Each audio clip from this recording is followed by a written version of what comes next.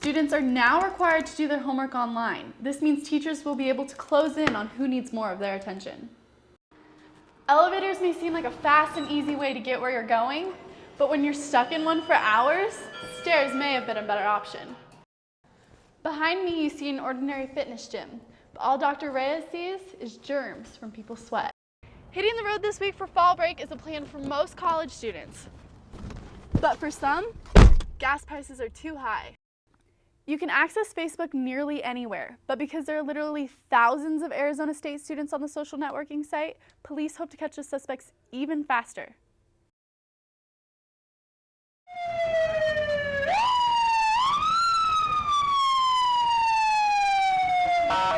Gosh, the stadium is just, I have memories going back to that stadium from when I was a kid.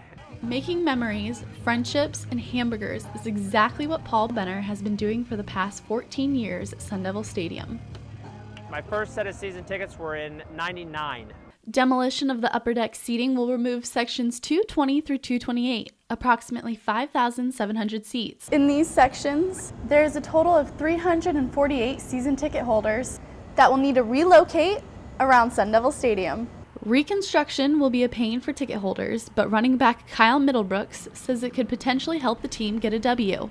Instead of like having empty seats and stuff, everything's just going to be packed. So it's going to help us. It's going to be to our advantage when we play the other team. Construction will begin on December 28th after the Buffalo Wild Wings Bowl. We actually sit in the south end zone. If we stay there, we would look straight out into the river. A spectacular view and a more intimate atmosphere is exactly what Sun Devil Stadium has hopes for. Reporting for 330 News, I'm Megan Lopez. ASU! Come on, everybody! ASU! One more time! ASU! She's silly, she's stubborn, and she's mighty. Acceptance. As a society, it's something we desire, but we don't always get it.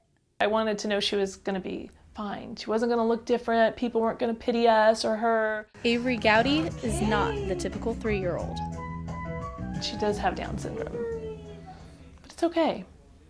A condition when a person is born with 47 chromosomes instead of the typical 46.